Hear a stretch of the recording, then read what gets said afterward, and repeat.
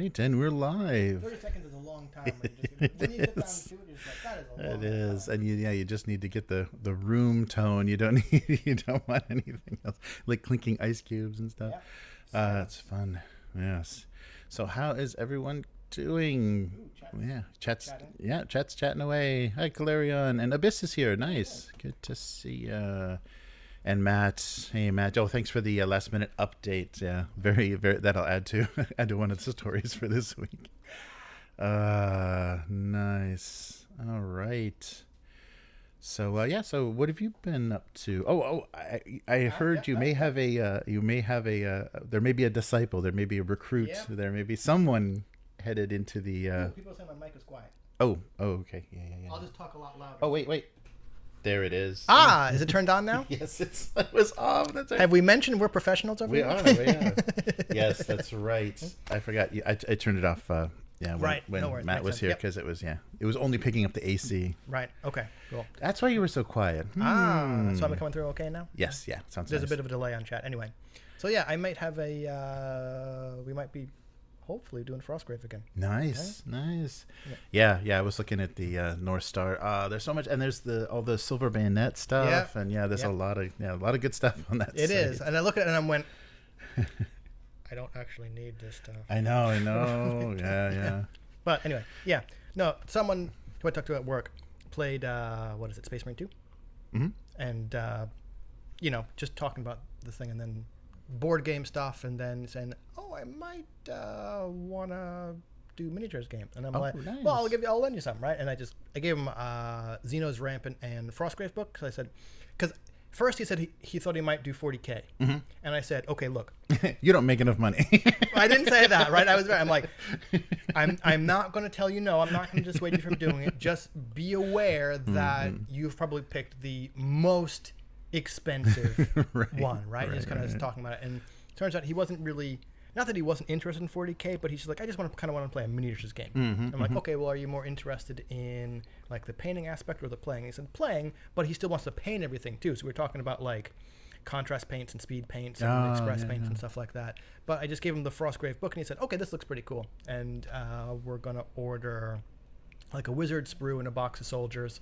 And I said, I kind of want a box of soldiers too, just because it's like it's so useful. And if we're going to do like Forbidden Psalm or all kinds of stuff, I'm like, I got the female soldiers. Do I really need 20 dudes though? And I'm like, all right, fine, I'll just right.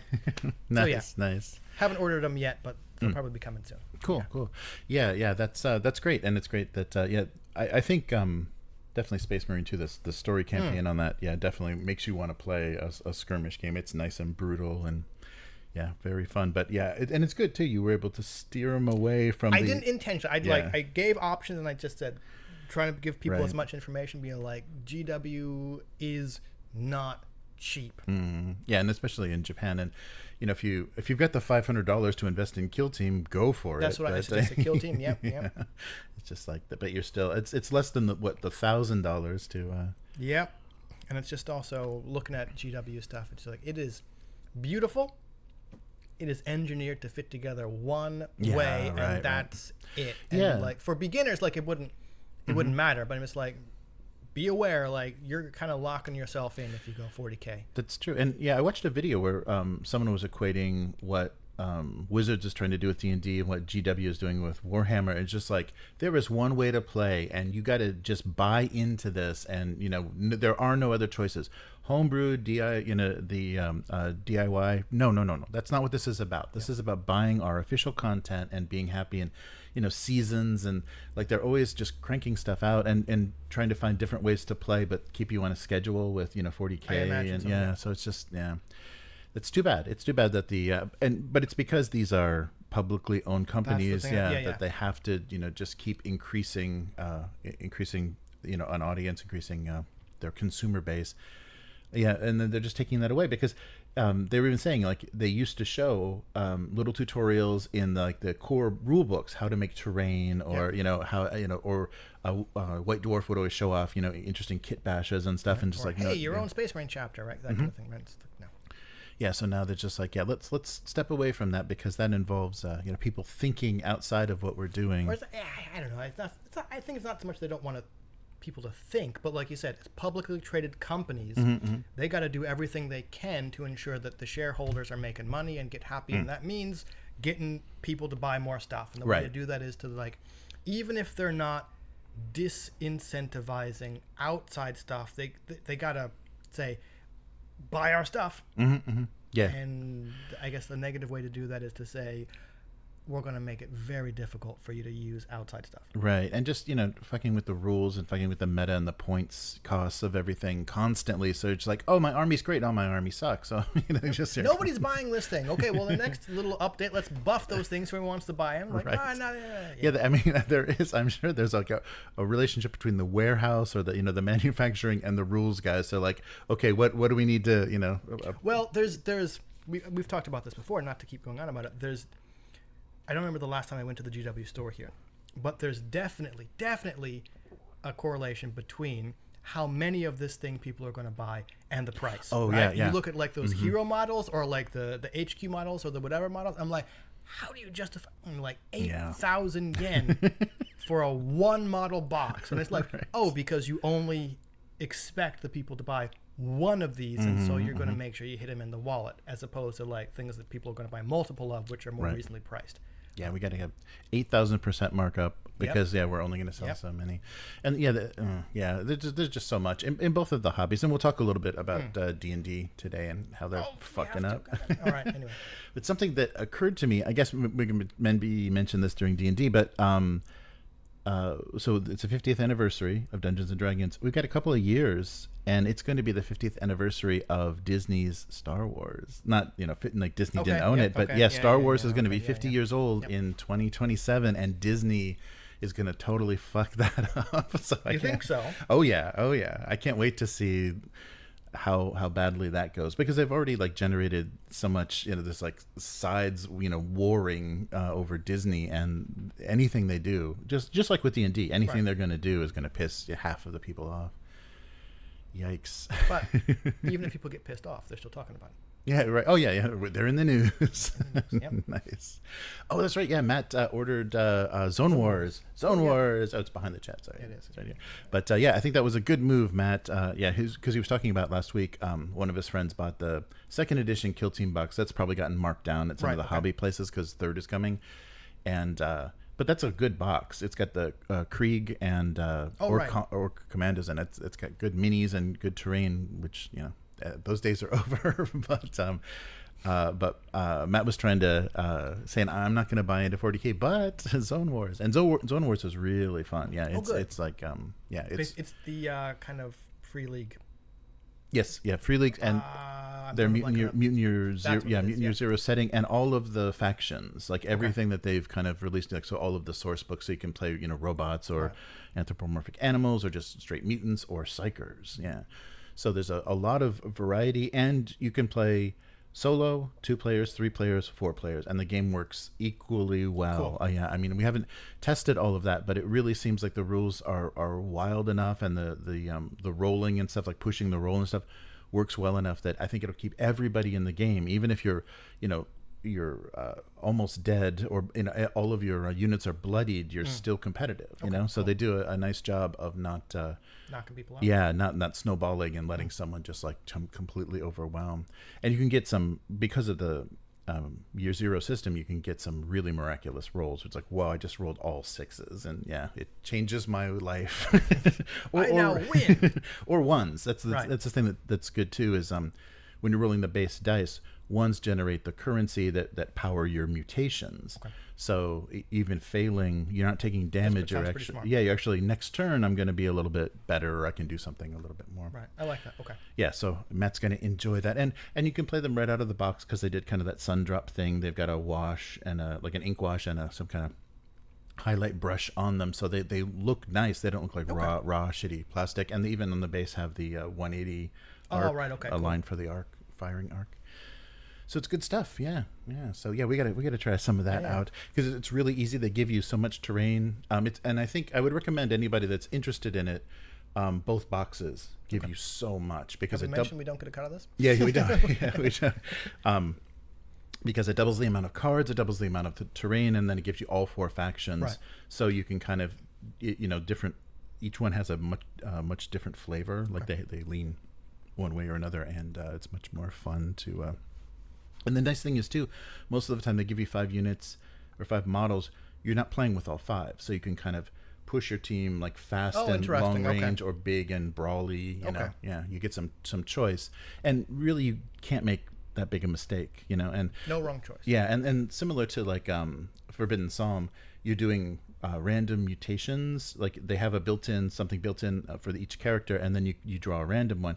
Sometimes it's totally useless, and sometimes it makes them a god. You know, they have like, you know, this unbreachable armor, you know, natural armor on them, or you know, there's just like things that really change change how they work. So each time it's going to feel a little different. Yeah, very nice. But yeah, it is a very very surprising, and also then it has that flexibility of you can play the characters in the RPG or in the because it's kind of the same system.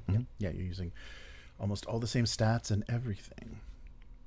All right. Well, good to see everybody in the chat, and yeah, we got to hear how Matt is liking some Zone Wars. All right. So let's get started for this week while we still have time, and while your mic is on. It's good. We'll do it while your mic is on. I think that's a good move on our part. All right. Welcome to the weekly. I'm Jeremy. I'm Chris. And this week on the weekly, more Alien Second Edition content. Okay. D&D Help Wanted. Yeah, they do want not help. The best. Dropfleet Commander 2E. A lot of negativity about what's going on there. Yep. Yes, and then Horizons Magazine. Okay.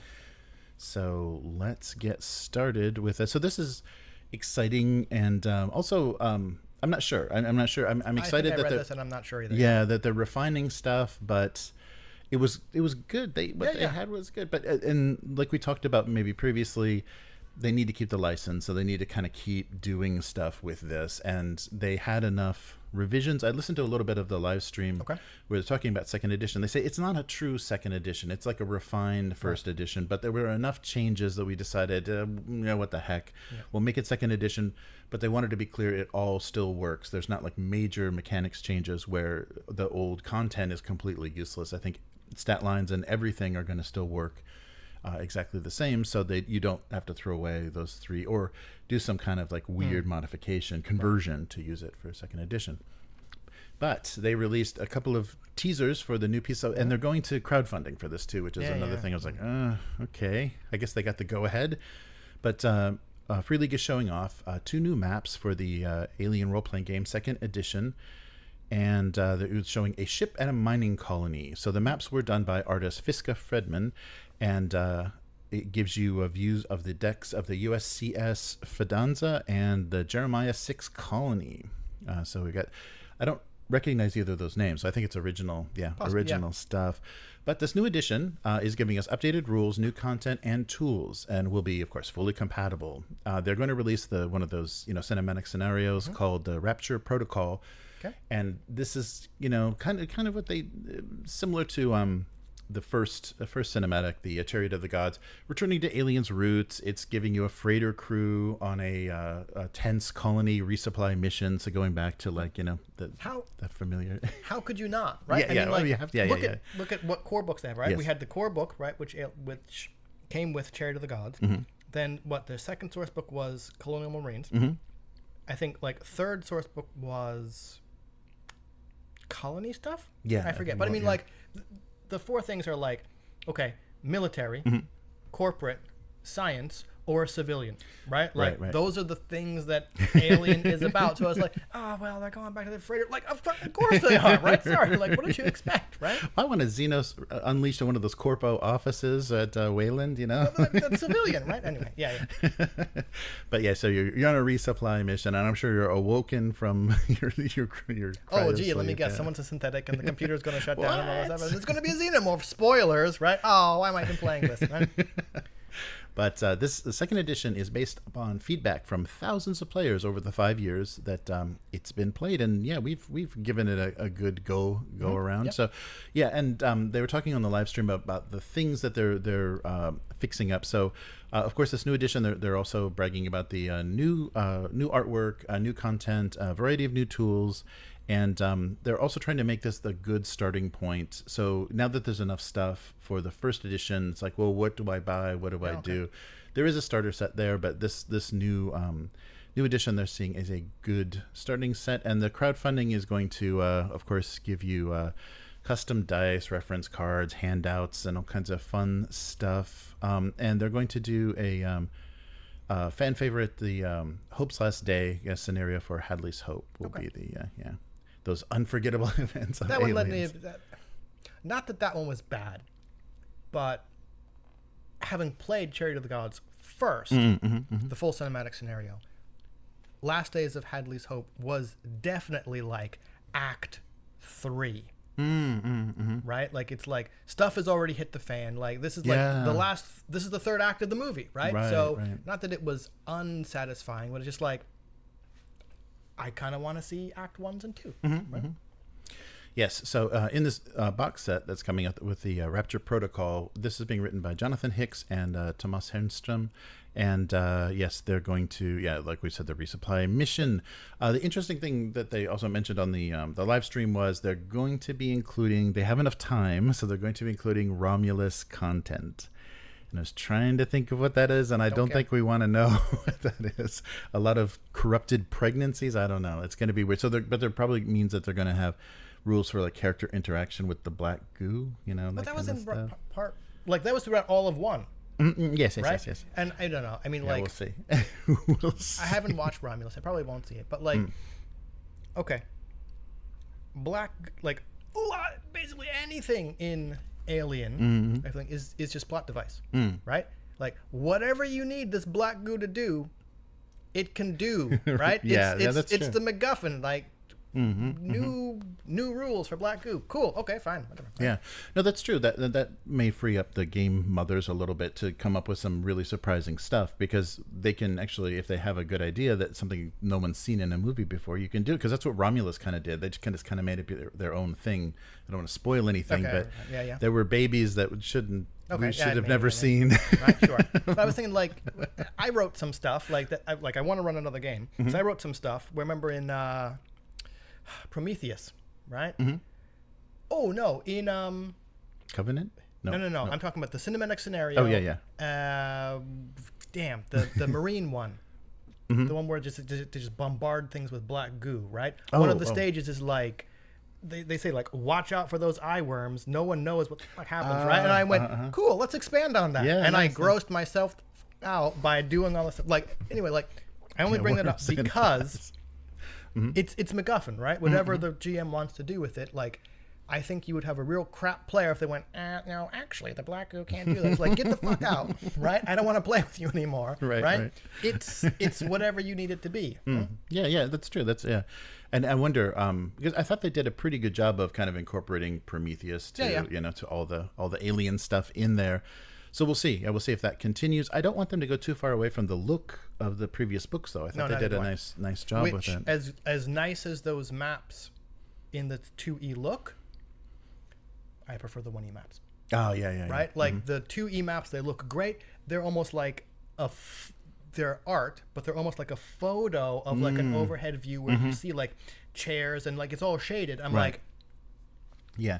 Personal preference, I prefer just the green line. But I think part of that is some new thing that they're including. Yeah, so the thing that they talked about in the stream is kind of fleshing out and making a little bit more complicated the stealth rules, where the aliens are stealthy. You're going room to room and they're surprising you, but also miniatures. Yeah, so neither here nor there for me. I don't care. Right. So they're adding it as just another thing you can add in. It's not necessary. But I think Theater of the Mind for this game is nice. But I guess, keeping track, if it might make it a little bit easier to figure out when people are surprised, because then the game other can have their map of where stuff is, and then the players can be moving around. I actually did have to print out 2 maps. Oh, right? yeah.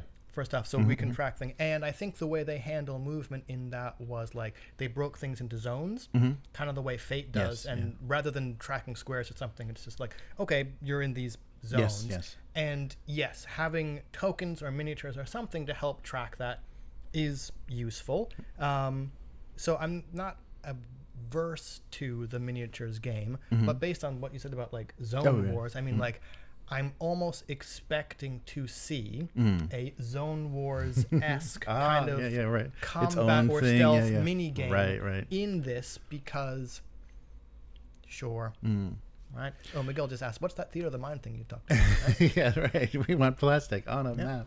Yeah, and there's already a lot of miniatures. There's been board games and kind of skirmish games and stuff that have been released with the Alien license. So I don't know if Free League wants to go too far into producing their own minis because there's a lot out there, and I don't know. But I think why not? Yeah, but you see, we saw even with Blade Runner though, people did full. Full the noir cityscape, like the LA city with the miniatures and they so full 3D on like printed. Critical Role style production.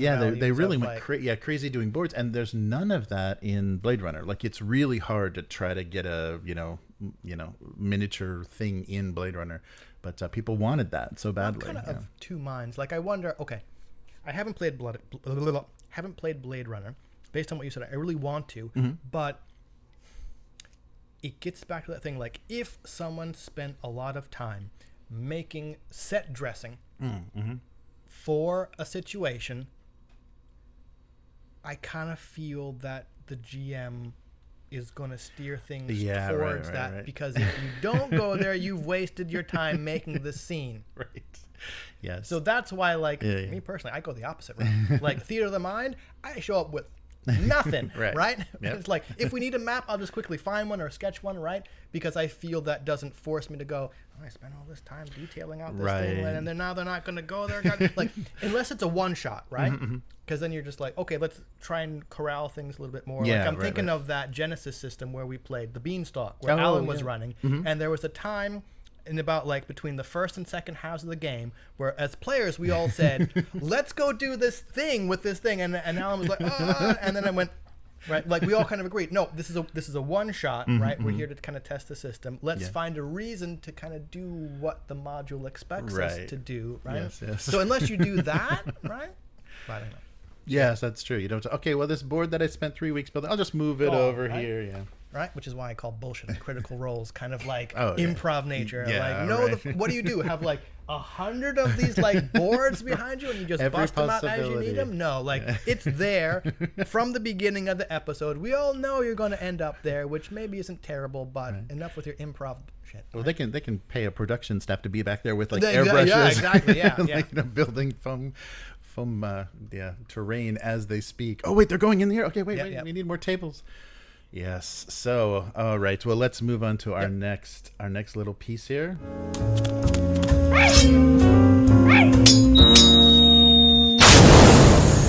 Not the best. Yes. So of and course, very clear, not the best does not apply to that little bumper.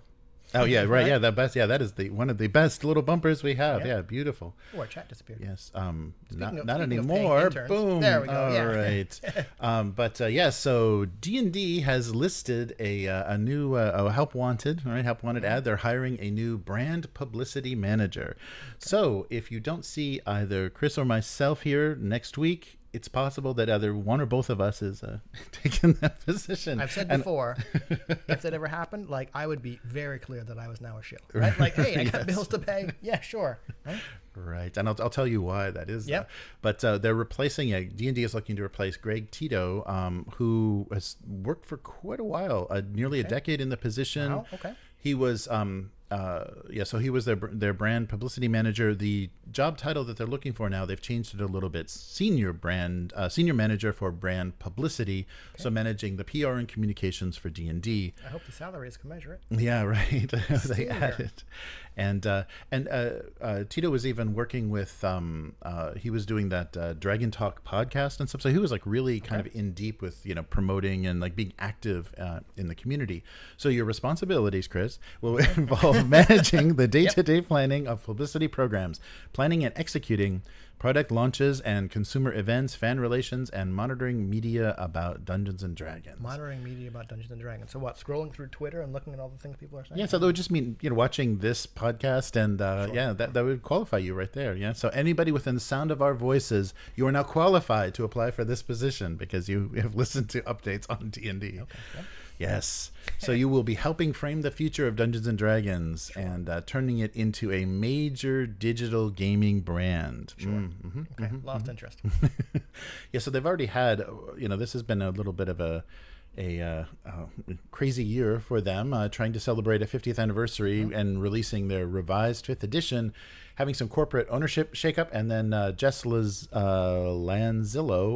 has taken over as their VP of product and franchise, which means kind of changing boats midstream. I guess they're kind of shifting, leadership. I guess people were just like not not caring enough or not having much motivation to get the word out there. So they're just changing things. So there's some funny comments under this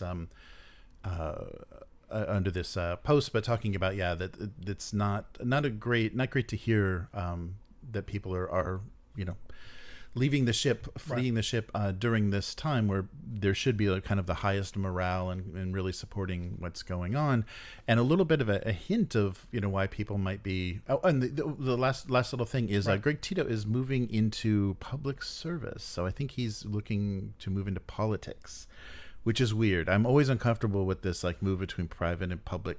I don't know. I don't know what friends he made while working with D&D, working at D&D, and carrying that into I don't know. But that's never a good sign. But kind of related to what WotC is trying to do. We have a little bit of news, so hold that resume because you may not want to. But I'm ready to tear it up. Yep. Stephen Glicker of Roll for Combat gave us a little update about the real sales figures for the Player's Handbook, this new revised Player's Handbook. So of course, WotC is touting this as the fastest selling Dungeons and Dragons product ever, and they have printed 3 times more copies for this edition than they did for 2014. Okay, this is the 2024 one. Yes, this is 2024 physical books, and the total sales for the first week are 3,773 copies. Okay. And people are saying you can't find it anywhere. You go to Walmart, you go to Barnes and Noble, there's no stock. Those bookstores actually still exist? Okay. Yeah, right. And so comparing that to 2014, where people were kind of cautiously stepping into 5th edition, their first week was 22,000, and then comparing that even more depressingly to the first week of sales for Tasha's Cauldron, where the fervor of 5e was in full, and this, of course, Tasha's Cauldron was promising now you can do anything in D&D 5e. That was you couldn't before. Sorry. So that was 133,000 copies just in the first week. So this is looking pretty. 133,000 copies. Yeah, I mean that is how.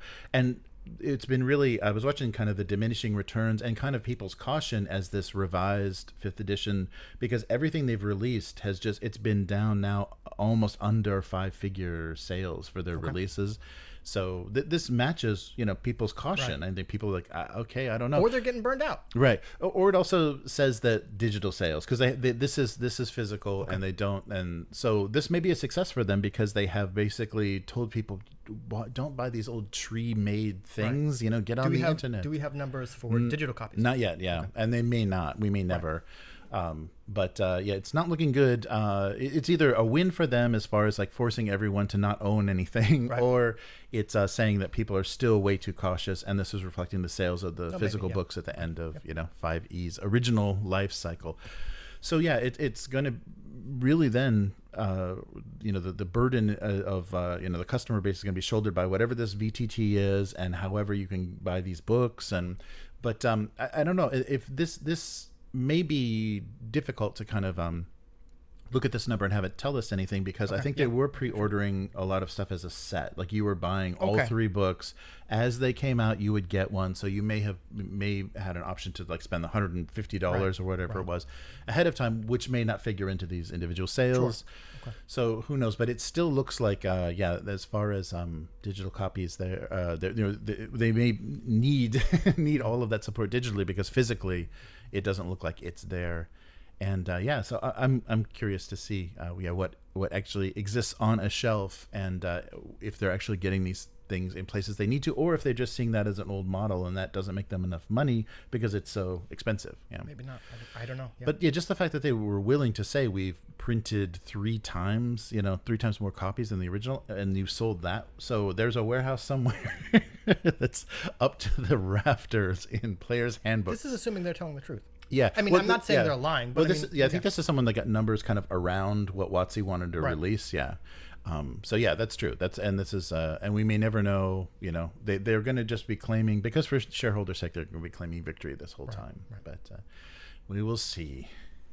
But moving on to another a new edition from another company, and people are kind of confused. There's a little bit of problem with their social media and kind of how they're handling what their existing games, existing versions. So TTCombat is taking pre-orders for their new edition of Dropfleet Commander. So the sci-fi spaceship game, and kind of the fleet version of Drop Zone Commander. So Drop Zone Commander is kind of like in the city, in the zone. Yeah, right. in the zone.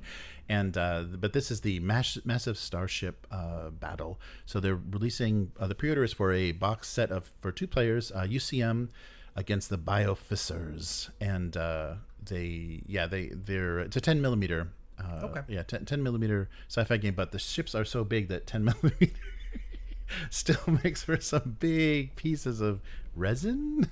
Yes, and it's played on a 4x4, a Drop Zone. Yeah, traditionally played on the 4x4, but I think they kind of carried everything over. So efficient dynamic games which can be played on standard 4x4.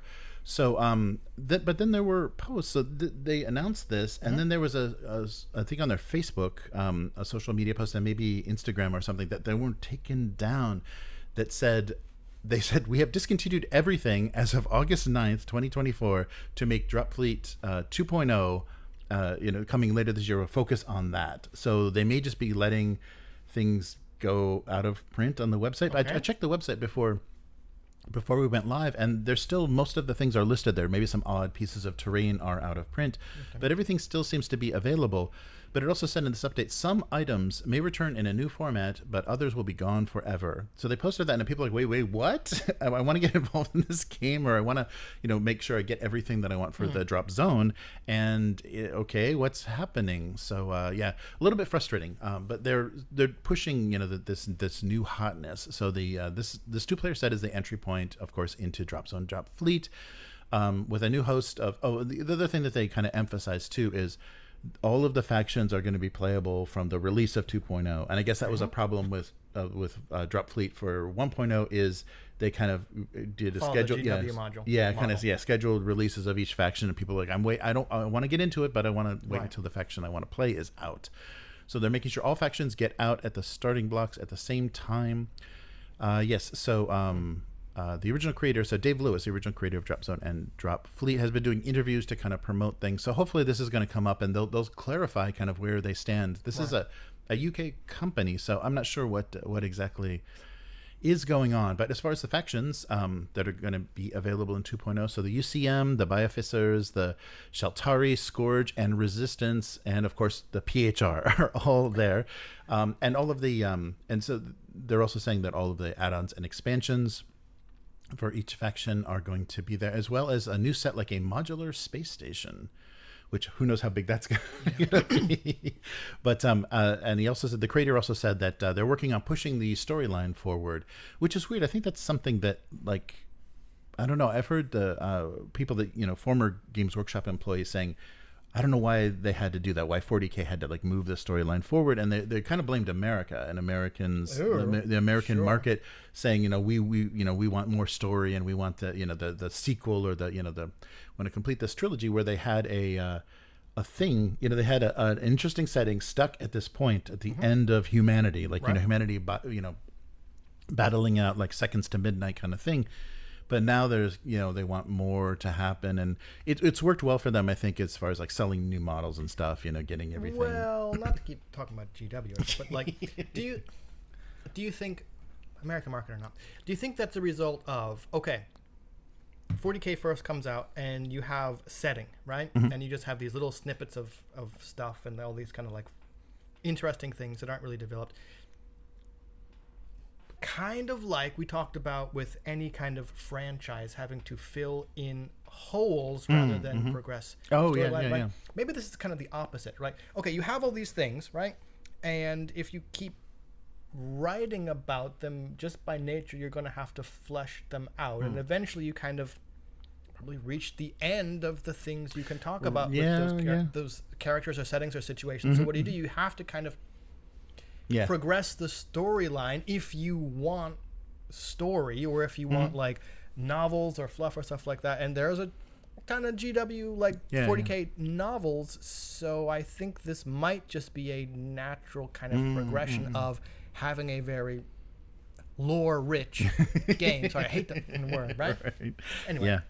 No, I think that's true. And I think, but the it's so different from that original kind of intent, I think, to leave holes and let the players fill those in. You know, but that doesn't sell stuff. Yeah, I know. Yeah, that's like everything we're talking about. Games Workshop and Wizards moving away from any sort of DIY homebrew. They don't. No. Don't do that. Just buy what we tell you. You know, is the next thing. Or buy what we tell you seems pretty sinister to me. Buy what we make. Right. Yes. But and so Dropfleet and Dropzone are also working on some updated lore. So check out the website for all of that, and I'll put a link for the pre-order. But it's still, people are not sure what is this. Is this company really supporting this? What exactly is going on? But I think people are excited to see some new content from these guys. But we will see. We'll see this like little round of interviews to promote these pre-orders, how that goes. Matt had a really good point. Progressing the story gives them more excuses to create product and stop supporting old product. That killing off. That's the people are just talking about that already with Age of Sigmar. It's not even very old, and already they're starting to just be like, oh yeah, those models that you just bought or are still on the shelves, no good. So the old world got destroyed for Age of Sigmar and the new old the realms, and so now the new old world, did that get destroyed again? I don't know how they justify that in the lore. Or they just don't make rules for your models anymore. So they have a new edition, and mysteriously these units are not there, so you can't play them. Right? You gotta love them. They moved to Legends. All right, and lastly, a little. I don't know. I have mixed feelings, but a little twinkle of hope in what's going on tabletop. So Horizons is a new magazine for TTRPG fans, and they're offering periodical monsters, adventures, and more. So they will launch on October 9th with their first issue.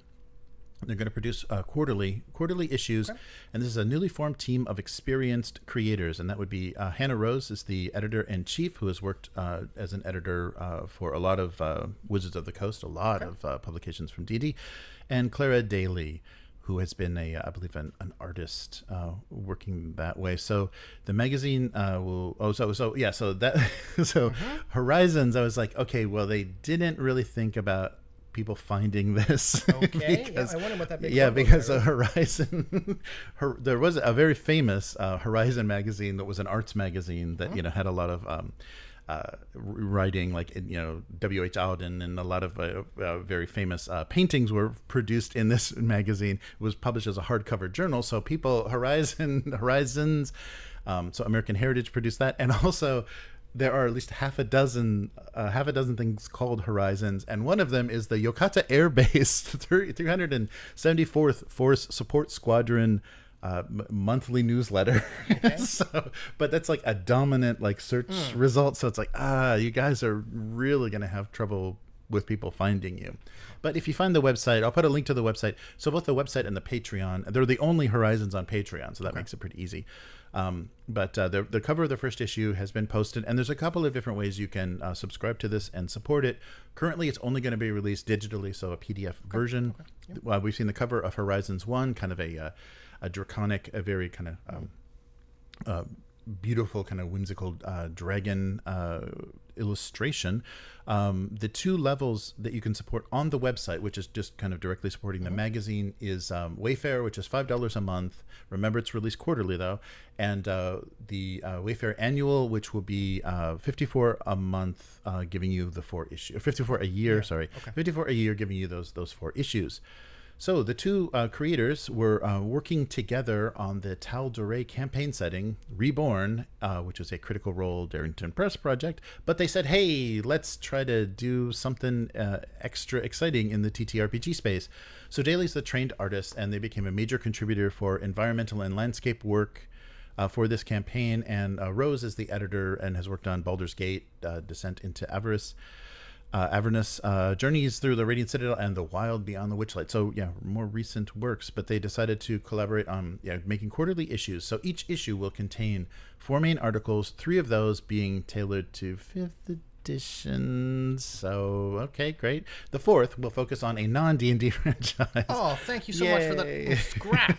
Right. So for instance, Draco X Astris will be written by the space plasma physicist Imogene Gilgal.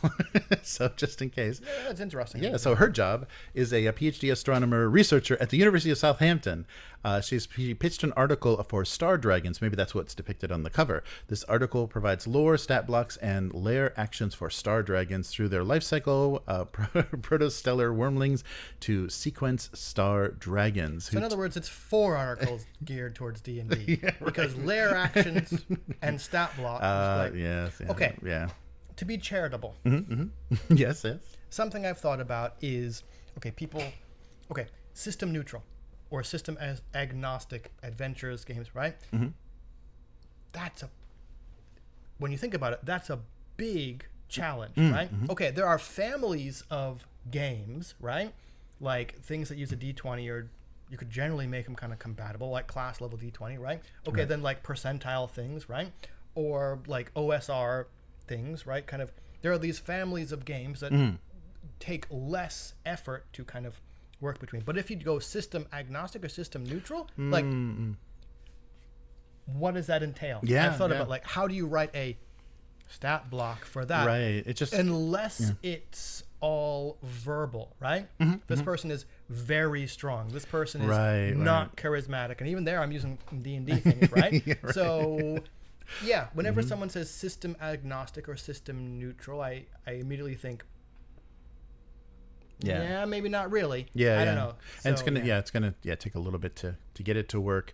But interesting choices. I mean, I think they're trying to do something different. And the other article that is being worked on by Aaron Roberts is Next Stop Adventure, which will include a notion of something called a lore rider. So you can exchange a well-told story for a ticket to ride in this scenario. So Rose was saying, we're not telling the authors what to write. I invite people to pitch their own ideas and then put together issues based on what the ideas we think would be really cool to use to develop, based on providing a variety of content. That variety means something in each issue for everyone, no matter what. As long as you're playing D&D, right? As long as you're playing fantasy. I'm sorry, grumpy here, but geez. Yeah. So what campaign they're running, no matter what. Yeah, and it doesn't. Yeah, I don't know. Like right to the table. Yeah, I don't know.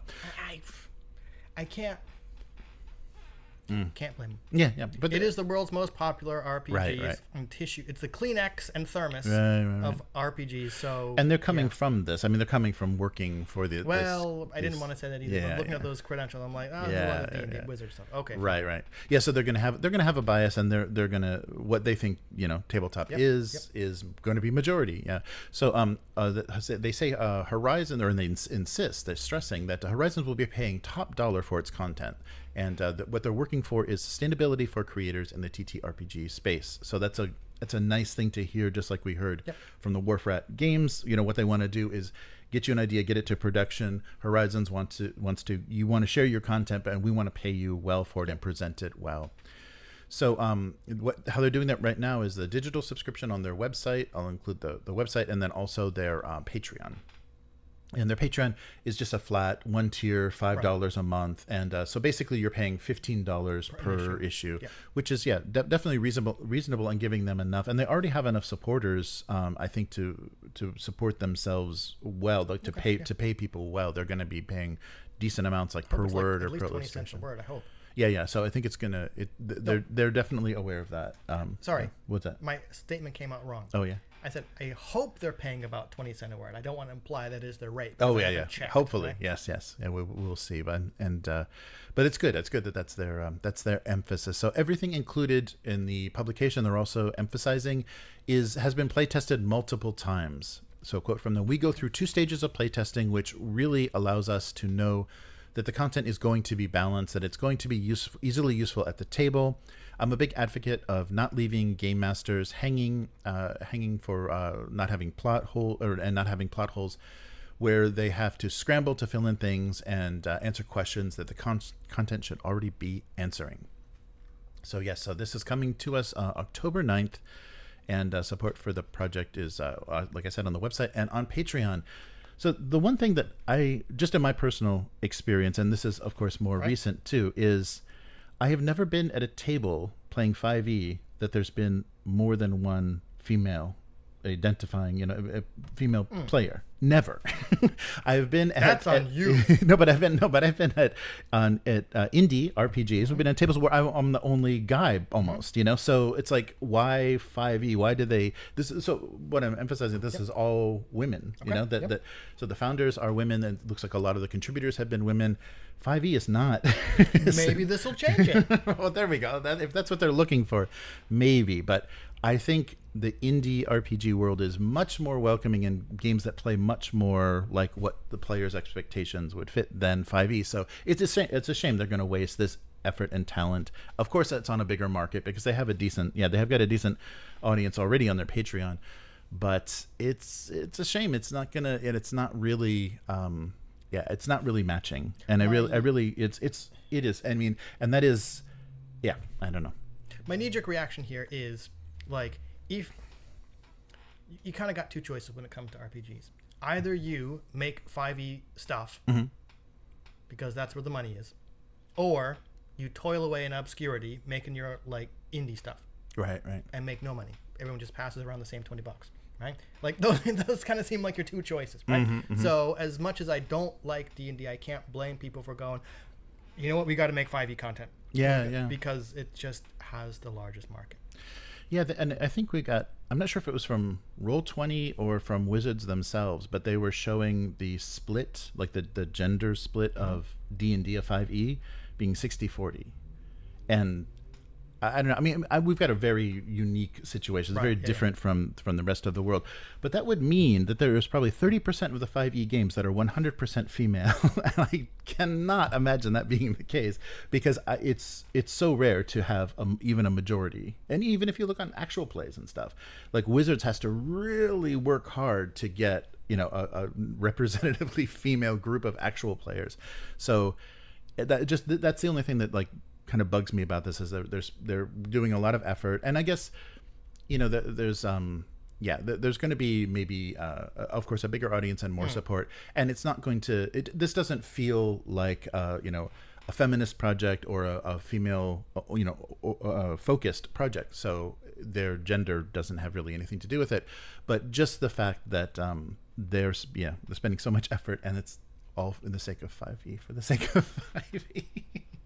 And that people may be reading the Yokata Air Base newsletter instead of their releases. Yeah, so work on getting, I don't know, SEO getting something. Yeah, getting their SEO going. Well, I guess you could change the name now, but maybe don't. Yeah. Right. But something to help them. But maybe they will overtake all of these other unworthy. Yeah, it's just it's difficult. And in this day and age, you want to have nostalgia or something nice in the name, but you've got 100 years of publications that you're fighting against that all have archives on the internet. All right, so that is going to do it for this week. So where can people find you? In this very squeaky chair. Yes. Sorry, I know what's going on. Yeah, on social media, we're at Hivemind, HYVEMYND. That's Blue Sky. Select Facebook groups, Instagram, right? Because Facebook is just cesspool, even outside those groups. Yeah. Anyway, so how about you? Oh, so I am. I'm going to do it closer to Halloween. I have decided because I'm too busy getting ready for traveling. So I'm to do the October live stream for Abuse Cartoons closer to October, so probably the middle of October, and that is Abuse Cartoons on YouTube and Twitch. And you can read that cartoon if you want to catch up, and it's probably going to be all Halloween jokes for a whole month. Yeah. So you can look in previous Octobers and find out what that's going to involve. GoComics.com/domestic abuse. And if you look what we're doing here with the weekly, consider becoming a weekling. The strongest of all supporters. I almost missed my cue. On our Patreon. So patreon.com/upturntable. And so, if you're back at that tier, then we know you're interested in seeing this every week and letting us know what types of news you like to see. A lot of our patrons send me sneaky little links and stuff that helps to kind of flesh out when I'm just looking at one part of things. There'll be another article that kind of fleshes it out, like the weird sales of the Player's Handbook. And that's on Patreon, and then you can also find us for free everywhere else. But also Patreon has a free tier as well. But upturntable.com, upturntable on all social media, and YouTube and Twitch is where our live streams go.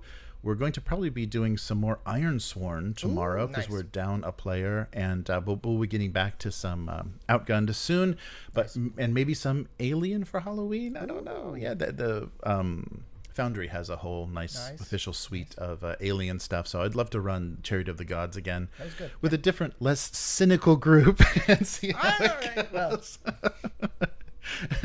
Half the table, I was like, I love what you're doing. Half the table's like, what the fuck are you doing? But anyhow,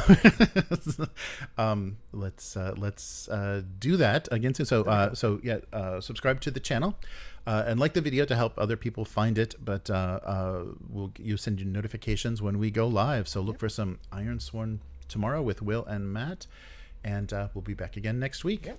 Later, mortals. Goodbye.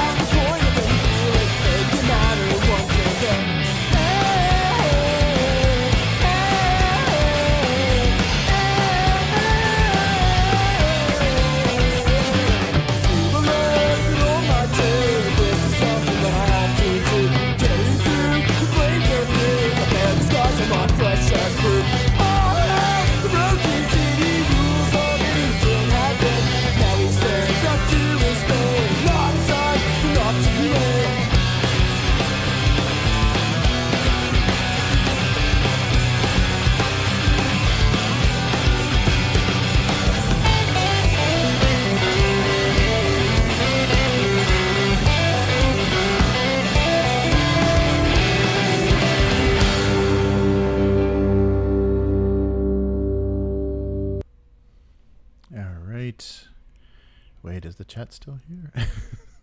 What's going on? Oh, there it is. That's right. I moved it over. All right. Oh, thanks for the catch on the audio. I forgot. Yeah, when Matt was here, it was just an empty mic. I tried to reduce the noise by muting Chris's mic, and of course I don't. Yeah, double check that. Yeah, I thought it was like faced wrong because before we started, I was like, there is something a little low, so I cranked stuff up on Chris's channel, slider, and then of course when I turned it back on, it was really loud. So that's going to sound wonderful to the poor patrons on the RSS feed. Yeah, sorry about that. It's the TV guy's fault. If we can stop taking any more recommendations from the man on the TV. That's so cool. You got Zone Wars coming. Matt, yeah, very cool.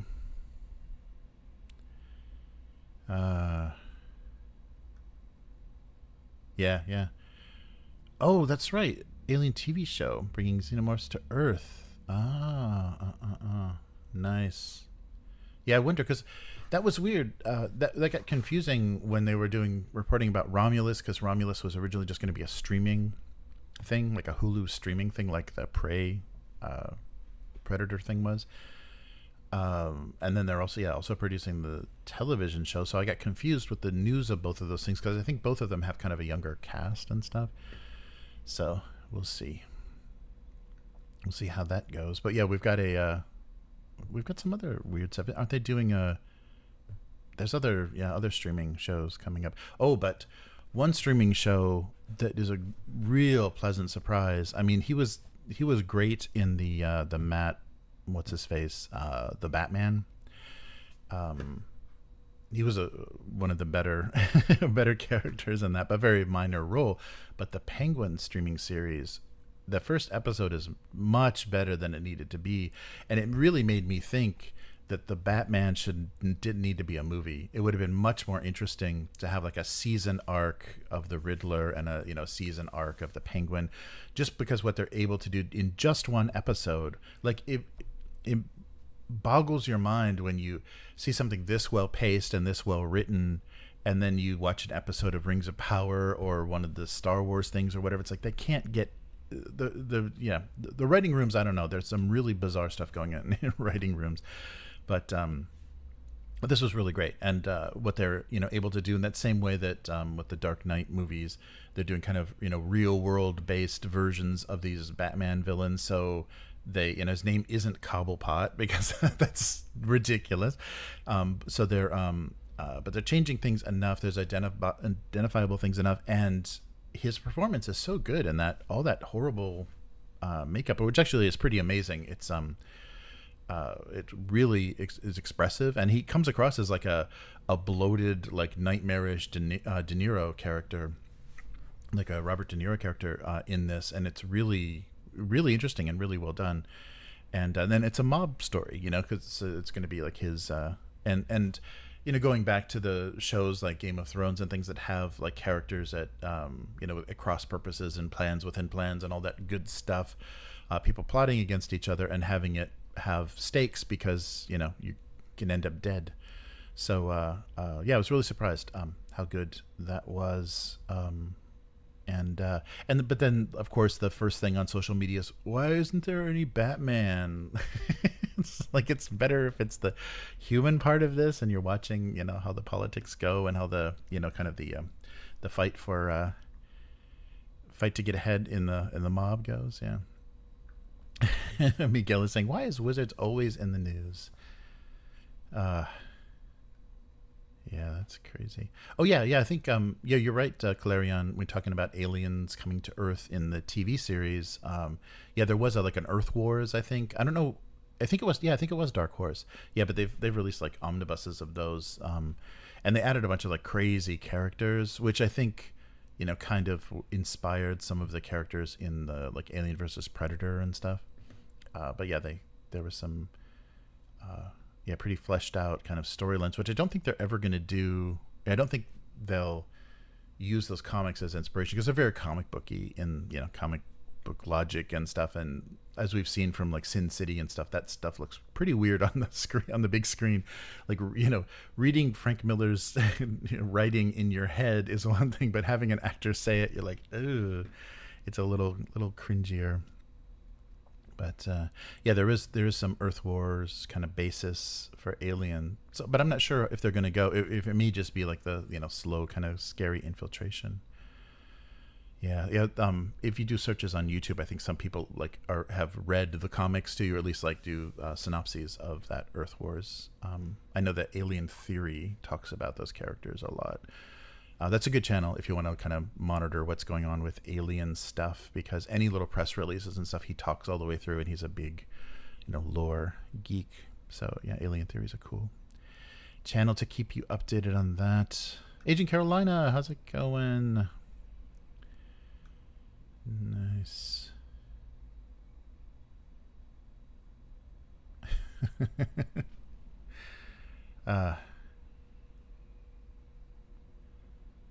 Yeah. So right. Yeah, the tactical stuff. Yeah, I think they really had a nice focus with Blade Runner on the the problem solving, the mystery, the casework, and not like how many squares away am I from the replicant? Can I shoot him, or is he out of range? Yeah, so it's interesting that they're moving towards a little bit more tactical. I'm sure it's still going to be zone based and stuff, but they're talking about miniatures on maps and having the maps look more realistic, not just schematics, for the second edition. So I guess people are, and maybe that was because I heard examples of people playing that where it didn't come across as a tense cinematic adventure with a lot of death. People were kind of metagaming it, so they were ganging up on the xenomorphs and kind of like pinning it down and like all surrounding it and beating the shit out of it, and actually were able to kill the alien in a team. So maybe they want to flesh those mechanics out so people that want to do that can, but it's also not going to be broken. They're not going to feel like it's broken.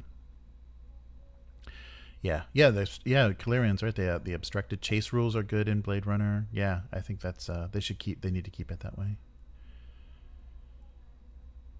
Oh wow, so Carolina's saying that sometimes Mercer makes up to 4 mini maps for each episode because he doesn't know where they'll end up and he doesn't script it more.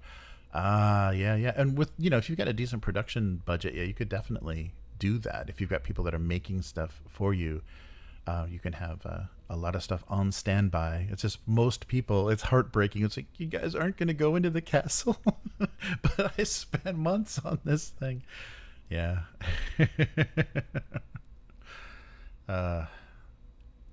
Yes, Matt says working for WotC now would be like one of those hill people going to work in Isengard. Pays the bills, but yuck. Nice. Yeah. Who knows what the pay is like? And don't you have to? Oh, I guess Wizards is based in like Seattle or whatever, right? But Hasbro is like in Rhode Island. They're in Providence, Rhode Island. Clarence says Greg Tito kind of fired some shots as he left. Oh yeah.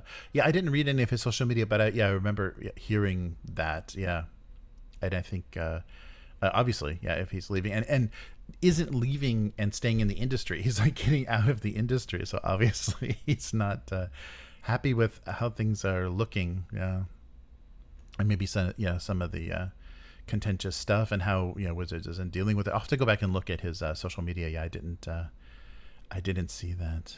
Yeah.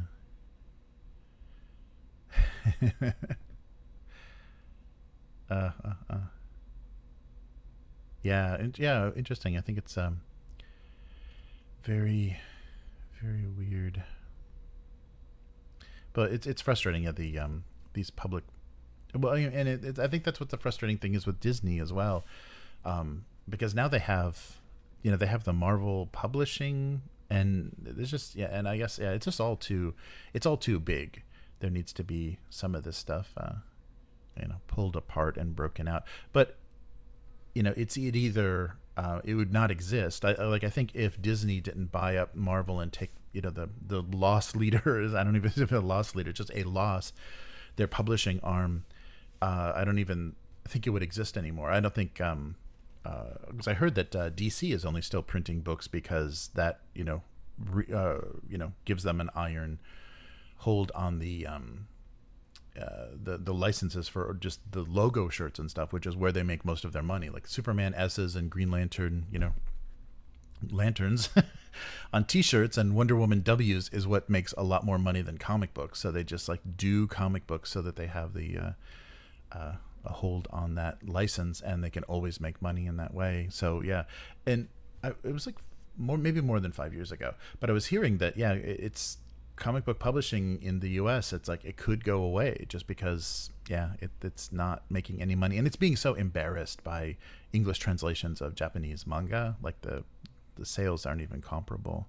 Like one book outsells every single American comic book combined in sales, like, you know, superhero and all those comics, like one manga series. So pretty depressing. Nice.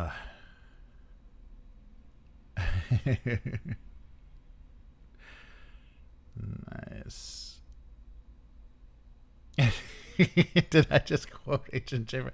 Oh no, I totally missed that, Carolina. Nice.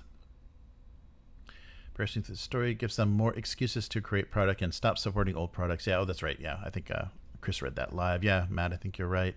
It's pushing the story forward. It's like, yeah, this isn't relevant anymore. It sucks. Yeah, but well, we'll see.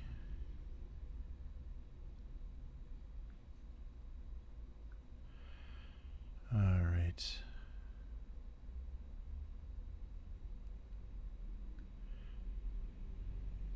So it could be worse. Could be something related to Scientology, Miguel said. Nice.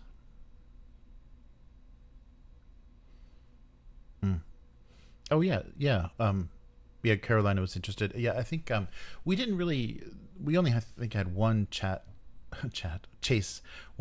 sequence that had very many rounds in the second case file, but it's very much abstracted where you're rolling random kind of complications or obstacles that can occur, and you know, basically you're keeping track of like how many zones or how much distance there is between vehicles in the chase. So it is very abstracted where there's not like routes, and you couldn't cut somebody off like by looking at a map, but you could, you know, cut somebody off and you know, accelerate and outmaneuver them with a roll, you know, with a driving roll or something. So yeah, very abstracted, but I think it works well, and it stayed nice and tense.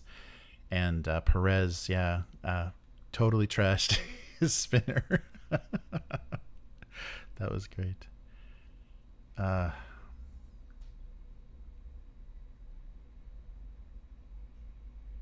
Oh, wow. I don't know. That animated, so Dolores and Associates. I don't know. Those guys, yeah, Chases, yeah. Oh, yeah.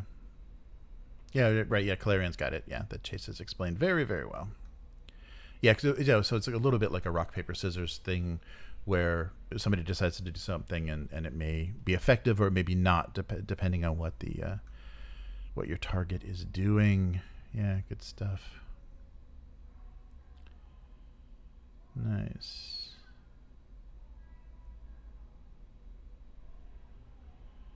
Oh, wow. What LG news about TVs? Oh, no. Was it LG? I think it was Samsung, actually, that got in trouble for having the always-on microphones on their TVs and you know, recording it once upon a time. Oh, cool. Yeah, Clarion. Oh, finally. Some agreement. Yeah, Clarion agreed. Yeah, the first episode of Penguin was good. If they can keep that up, that's going to be amazing. But it's so rare that a first episode hooks you. Like, they're not doing that very well. Like, the first episode of Game of Thrones did that, I think, pretty well. Like, first episode of, like, Breaking Bad, Mad Men, like a couple of the streaming series. No, those aren't streaming. Those were AMC. But a few of the kind of, you know, more premiere TV stuff. That very first episode and your first experience of the character should really hook you. And even though we've seen the Penguin in the movie before, we didn't, you know, he was representing the Penguin, and he was kind of a, you know, a lower ranking, you know, mafia guy. But and it was just impressive to see that makeup in the movie. But in the TV show, they're really fleshing out, like, and yeah, you meet his mother and everything. I mean, that really, once I saw that, I'm like, oh no, here we go, it's falling apart. And it didn't. And I think it's a really big thing about the Penguin too, is the performances. They've got really good actors doing really good performances. So yeah, that helps a lot. And it's filthy Chicago. I mean, Gotham City. Nice. Oh, nice. Abyss says, yeah, Dark Horse Comics had Earth become one big hive for Alien.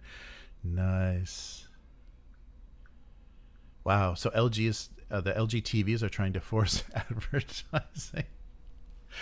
Oh, that's great, because if there's no way that it can communicate with what you're actually watching, you can watch their forced ads into another ad from your streaming service into another ad from YouTube.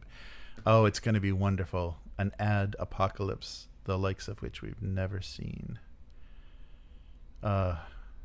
Yeah, that's a really bad idea. But they're letting, there's too much, there's apps and too much technology in the TVs anyhow, so of course they're gonna do stupid stuff like that, because those kinds of revenue streams will make it easier to develop more stupid TV technology. You can opt out, but so this is for the LG ads. You can opt out, but everyone is opted automatically in, and the TVs are very popular because they're affordable. Right, and the OLEDs, yeah. Oh, right, yeah, they're popular, and they gotcha. Oh, yeah, YouTube premium price went up. I saw that. Yeah. Yeah, that's really, really getting silly. And that's the thing that sucks about these subscription things that these big companies are running, is they need to show a profit. Well, just, raise the subscription a couple of bucks, and that's a couple million more bucks suddenly that appears in their revenue stream.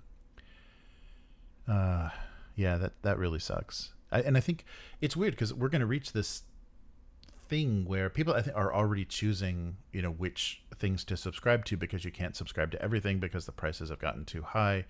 And it's going to reach a point where, unless they start to consolidate, unless they start to share content, there's just going to be losers. Like, people are just going to abandon, like Disney Plus. People are just going to start abandoning places. Miguel says, I recall weirding my players so much during 4th edition that they left the big mansion half explored and swore never to return again. Nice. This is a creepy place. We shall never come here again. Oh, wow. About $16 in the family, $16 a month, and the family plan is $28. 40% increase for YouTube Premium. And they're not offering anything. The last thing that I saw that they're offering, like, they're not expanding the functionality of it. They said that Premium will now offer integration into, like, Google's Gemini AI, so that you can ask, like, you can type a question about a video and it'll answer it, probably just based on the transcript. That's brutal. Brutal. Oh, TikTok controversy. Oh, I missed that. Yeah. They shoot like elevated trains and stuff a bit. They have, like, the elevated train tracks. So I always and I think they shot I don't know if the Batman was, but I think the Dark Knight stuff, the Christopher Nolan stuff, was shot in Chicago. So I remember, Chicago getting some movie production back was a big deal for them, and crashing a helicopter down in the loop was exciting. The TikTok controversy, I'm not sure. I'm sure it's got to be. Yeah, the last thing that's old. The old controversy is them trying to kill it. They're trying to ban it in the U.S. That's Matt saying, yeah, that Max Headroom thing. It's illegal to turn off your TV. Yeah, that's going to be a thing. That'll be funny. You're going to be required. Okay, so we're going to leave the internet open. We'll let you experience all this, fake news and all this garbage and pornography and whatever you psychopaths want. But you're going to be required to watch, the 2 hours of, government programming a week to try to sanitize your opinions. There's a business model for you. Yeah, that's crazy. Oh, cool. Yeah, the new Joker. Yeah. Nice.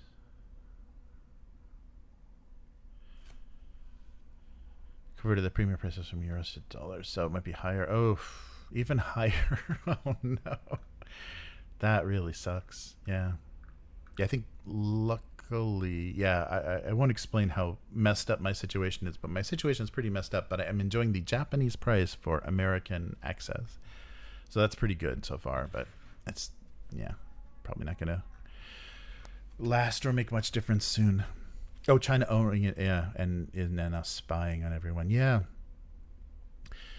we'll see. Well, I think it's working well to human traffic, having the youth of America human traffic themselves, like directly from TikTok right onto other platforms. Yeah, I don't know. And the I just was reading something about how much support, or how much like financial support that Chinese government is giving to the kind of ESG programs and things, and investing in companies, that same way. So all of this, what would be hysterical someday, is all of this fake culture war nonsense that America is going through is just like a totally manufactured by China. Like they gave economic incentive to people, corporations and people to do this, and then just watched America eat itself. Yeah, because they would never allow anything like this to happen on their watch. And it's kind of proving, that they would prove the points. Yeah, capitalism, oh, go fuck that mess, because it's we got it figured out. The Chinese system is superior, because look at the purity of Chinese TikTok. We're showing students doing their science projects and studying hard and doing amazingly high level math and things like okay, yeah, it's very sanitized and very inspirational. And then you look at American TikTok and it's people just screaming in their car into their phone at what a bunch of assholes everybody is. Nice. Carolina says, if you ever stop hearing from me, I either went off grid or Skynet took me out. Yes. Remember, Agent Carolina did not unalive themselves. That's going to be the hashtag when that happens. Yeah, I almost said the word. Yeah, that's crazy. Abyss is saying, yeah, laws have started being have to start being informed sooner or later on constitutional levels to ban certain social media platforms and banning certain forms of misinformation. Yeah, it's going to get weird. It is really going to get weird, because I think that's what a lot of people are seeing as the big threats, and also not just governments, but like the oligarchs of many countries are seeing this as something that causes instability, either in stock prices or markets or whatever. So they want to put an end to that as much as possible. So yeah, we'll see. Oh, Miguel. Oh, we're talking Ukraine. German journalist decided to publish. Oh, geez. Yeah. That's been an interesting.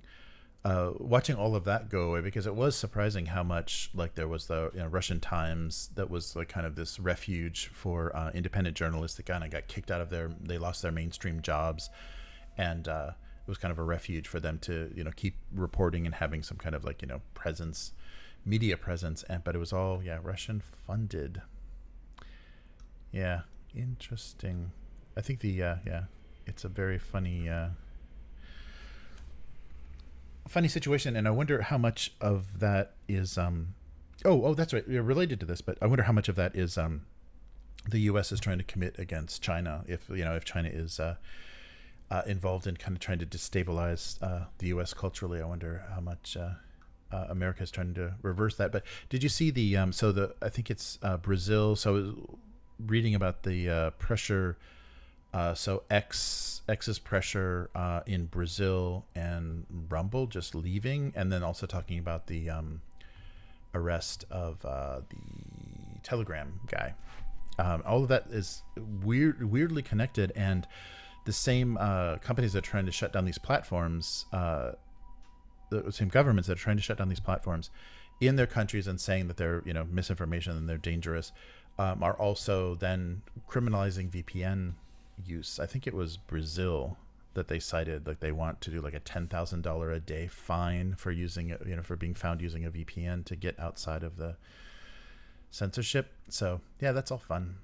It's really weird, this like totally free. We had that in like a few in the old HTML days of the early 90s or late 90s and early 2000s. We had a little bit of really low bandwidth freedom, and now that you can really get stuff out there and it can be well produced and look, official. People are like, nope, no more of that.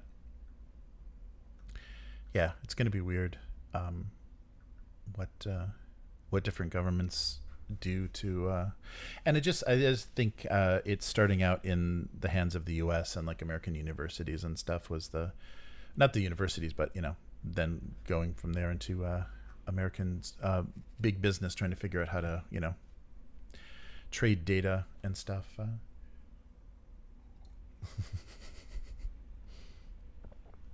Trade the everybody's information, and that was going on from the big early days, but they just didn't have enough of it yet, and they needed to wait about 5 years before they got everybody's file in order, and then they could really start. And also, like the ad systems and stuff weren't the advertising systems, and now they're all there. Amazon and Google have these like monstrous networks just sending you junk.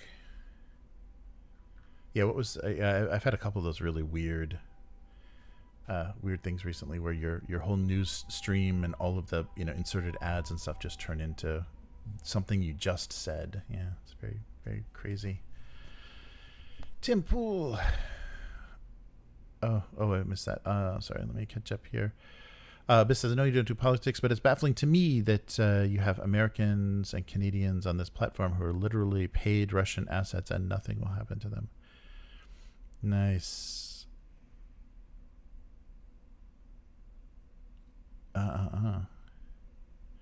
Yeah, interesting. And oh yeah, our benevolent techno rulers, they are the main source of fake news. Oh yeah. I mean, that's the thing that's so frustrating is the people that are screaming the loudest about censorship and fake news, they use that the most. Bot farms and all kinds of crazy misinformation. Didn't they just catch the a judge and some, I forget what the political position was, senator or whatever, in I believe in the South somewhere, like conspiring to set up fake social media accounts and then spew like racist, supposedly like Trump fueled racist garbage against that. I think it was Indian or Pakistani origin of this politician, and it pushed him over the edge enough, or pushed him over the top enough to beat the incumbent senator or congressman or whatever in whatever state or district based on fake, like spoofed, hate crime stuff on social media. What a mess. And I'm sure he's all for censorship. Crazy.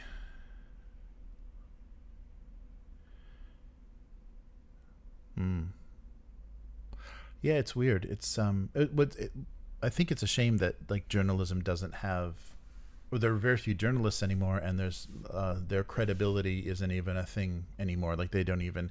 I think there are some independents that are still trying to maintain their credibility and their reputations, but for the most part, it's just mouthpieces speaking, state news updates, CIA talking points, or just state press releases from governments, and that we're still, cable news and stuff, we're still interpreting that as journalism.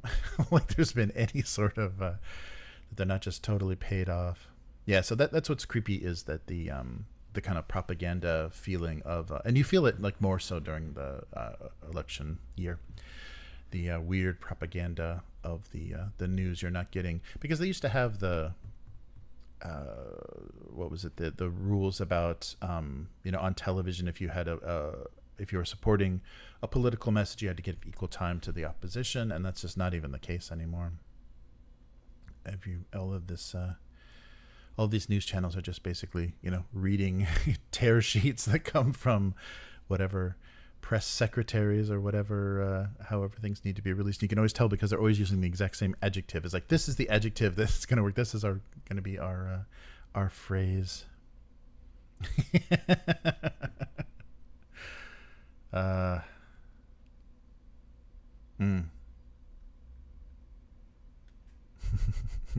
Carolina knows the only way to win is not to play. Matt did the War Games quote. Yeah, it's nuts. Yeah, it's funny, and it's sad too that like what we were talking about a few weeks ago, the kind of tabletop news sites and stuff kind of diminishing and going away. That just means that, you know, the press releases from Wizards and stuff are going to be all that much louder because they're going to have a bigger reach, and they're going to get mainstream, and, you know, all the video game sites and pop culture sites that suddenly have tabletop stuff on them will be reporting that. Yeah, I hate when I get tabletop news from comicbooks.com or, you know, whoever these like networks, these blogger network things are. It sucks. Yeah, back in the day.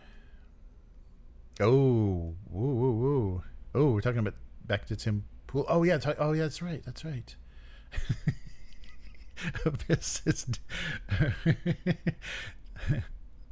nice. Tim Pool is a very bald man. He's got a very nice beanie. Wow, $400,000 a video. Yeah, that's yeah. What was the the Russian Times stuff is state-owned Russian media that was funding independent journalism in the U.S. And then recently the I don't know the name, some conservative like online news group just got caught taking big money from Russia and then claiming, oh, we didn't know. Nice. Oh, that's right. Yeah, they delayed. Yeah, Ubisoft just delayed their Japan set Assassin's Creed and will not be at the Tokyo Game Show. That's right. I think they're just embarrassing themselves. That was really weird how they got people out there, some Japanese shill, and then they kept talking to that British guy that wrote the book on Yasuke, the Black Samurai. Yeah. It's silly because it even went to, I saw some videos of official statements from, like, you know, university professors and then also government departments in Japan are officially commenting on it and being as, you know, diplomatic and analytical as possible. We agree with this. We don't agree with this. We agree with this. 0.7, yes. 0.8, no. Yes. Delaying Assassin's Creed. I wonder what they're going to do. But they were saying that if Assassin's Creed fails, this new one, that's going to be very bad for, and also the Veilguard too. That was the main one that people were talking about. That if the Dragon Age Veilguard fails, we might see the end. We might see the end of some studios that we thought would be around forever, and I don't know what that means for Mass Effect. So yeah, that's pretty disturbing. But yeah, I don't understand. But they just got to get political. Not even in an interesting way. I mean, there's already been like there was an animated series, like an American animated series, like Afro Samurai, I think it was called, voiced by Samuel L. Jackson, and they already did some kind of, you know, half-assed you know, kind of media of that character, and it's just not that interesting. I guess you can, and I think what the appeal was, like early on, like earlier 2000s, is you could do the like 70s funk, you know, Japan setting mashup thing, like kind of Tarantino-y feel. So I think that's why that character was interesting for some people early on. But I don't know. But yeah, I don't know. They've never, the Assassin's Creed series doesn't give a shit about any historical accuracy. They're just doing the funsies.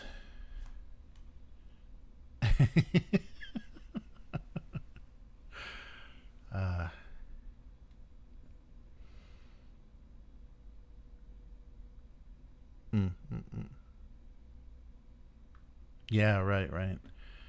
Yeah, I think you're right, Miguel. Yeah, real world, politics and games is dangerous if you want to keep having a company, because you're gonna, if you piss people off on the wrong side. Yeah, and that was the thing. Chris even brought that up, that, you know, that any publicity is good publicity, even negative keeps people's names out there. I think a lot of people were believing that for a while, and then when they were getting torn apart on social media, they're like, cool, they're talking about us. But it really creates a real horrible atmosphere.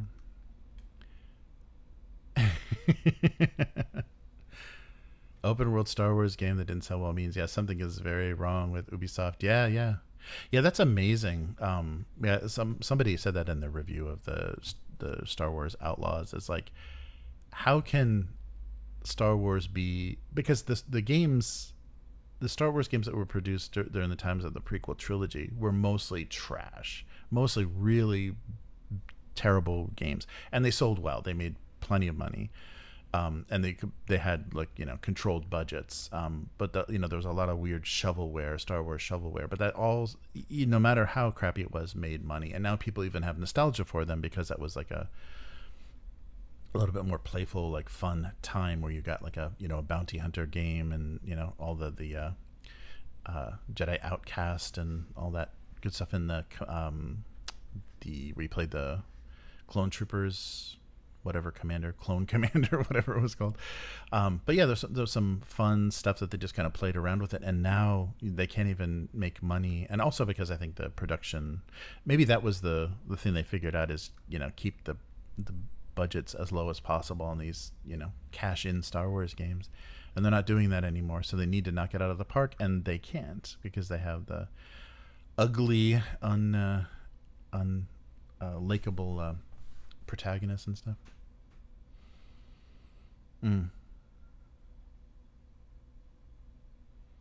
Yeah, I think, and also too how doesn't the Jedi or Star Wars Outlaws take place? No Jedi, thankfully, take place on Canto Bight. It's like you're gonna shoehorn in all that garbage, that new garbage that is Disney Star Wars, just because that's that's what they want to support. They don't want to pay anybody anything for anything else, and Nice. Oh, the Expanse. Oh, the new Expanse. I didn't. Yeah, I was kind of undecided too. I've really been getting killed with tariffs or import tax stuff, so I'm really hesitant. Anything that's going to be over $100 is going to get hit with another 20-30% tax on my end. So I'm being really careful about backing stuff because I'm going to pay the price. Like I said earlier, I can't wait to see this 50th anniversary of Star Wars in the hands of Disney. Oh, that's going to be lovely. They're going to totally fuck this up. And depending on what the state, because it could be a point if they would just shut the fuck up and stop making stuff for a little while and do some kind of relaunch or kind of revamping. So it's been around for 50 years and let's try this again. That would be great. Everything they touch turns to shit when it comes to Star Wars. It really does. I saying the trailer for that Skeleton Crew, what are they thinking? It's like they're trying to find audiences that don't exist. There's no a kind of a Goonies, young kids, wow, what is this Star Wars thing? In the show, they're discovering Star Wars. That audience does not exist. You're not going to do that. You're not going to bring them in. Yeah, it's weird. Yeah, Edge and Carolina, massive cringe. Yeah, it's weird when they so consciously, because Gundam in Japan is kind of tried to do that, kind of rebooted. They did a series based on building the model kits, kind of, and they've done series where they bring the age of the protagonist down to okay, this is the kind of the demographic of the new audience we want, and you're just not going to get it because you don't have, just people don't consume media the same way. It's weird old techniques and weird old thinking that aren't based in any kind of reality anymore. If they just knew, you just have to get to the new audience where they live, and it's not on television, it's not in the movie theaters. Yeah, it's endless trash. Yes, yeah, I wonder. And it's so weird now that we've got this generative AI, whatever, that this thing that not only do we have all of these media companies retreading, retro nostalgia trash, but now we've got software that can do that for you as well. So now it's just this eating your own shit, kind of a cycle now where you're just constantly like remembering that delicious meal you had 20 years ago because you just keep shitting it out and eating it again. Ugh.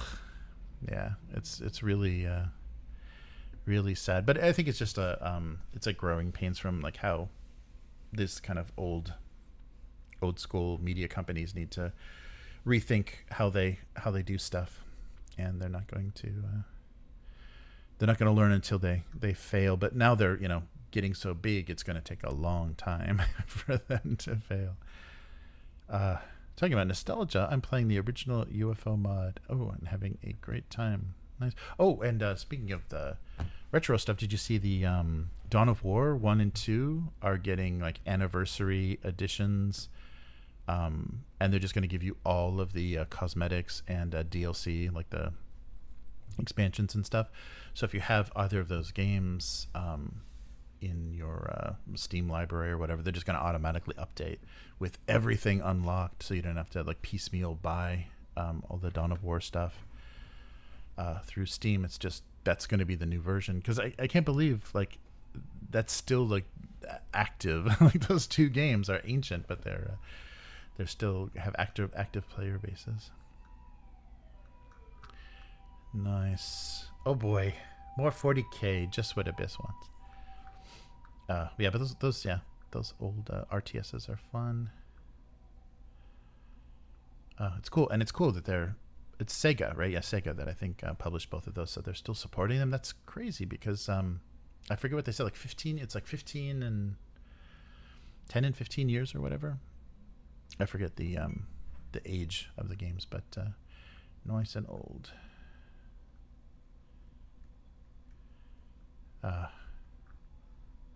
Yeah, so we'll see. All right. Well, cool. Well, it was good to see everybody. Okay, so yeah, that's right. I should have done this, updated this during the. I have no idea what my situation is going to be like and what streaming kind of schedule will be possible over the next 2 weeks. So the weekly and kind of everything may take a little bit of a hiatus. I've tried different combinations of apps and technology and stuff, and nothing works. Nothing can do this. I need a PC or a laptop, and I'm not going to have that for 2 weeks. So we'll try something, and maybe just Matt and I will get on and bullshit on Discord and send a notification out or something. We've got to figure out a way to send it out. But yeah, I think through Restream I can basically like invite Matt on, and it'll be like a real shitty, no graphics, kind of low tech, just phone call, a video conference call. But sorry, yeah, I hope everyone will just disappear. Like I'll totally tank this channel because I didn't plan ahead for 2 weeks. But it didn't seem like there's just not enough content to record weeklies ahead of time. We'd have to like take one story and just talk about it for the whole time. Oh, I don't have a recent laptop. I mean, I have a laptop, but I don't think it'll function. I probably should see what the prices are looking like in the US and get a. But I'm just gonna have an iPad with me. But mostly it's going to be my connectivity. I'm going to be in places where there's going to be very little or spotty internet.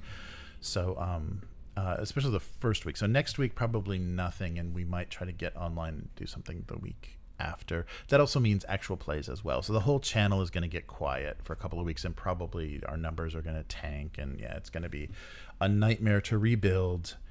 But yeah, it's just one of those things that can't be helped. It's a small show. Hey, Yum is in the stream. Nice. I'm catching your stream notifications, Yum. Yum's been doing a lot of Twitch, right? Yeah, a lot of stuff on. I've been seeing Twitch and YouTube. Yeah, that's been fun. That's been really fun to see. I've been lurking. I'm more of a lurker on other people's streams. Oh, well, thanks, Clarion. Yeah, I'll try to do updates on the YouTube and stuff. If I can figure out a way, and it may just be one, like only YouTube or only. I might not be able to multi-stream, but YouTube. Just going you through that app, we might be able to kind of do something. Nice. Yeah, haven't seen you.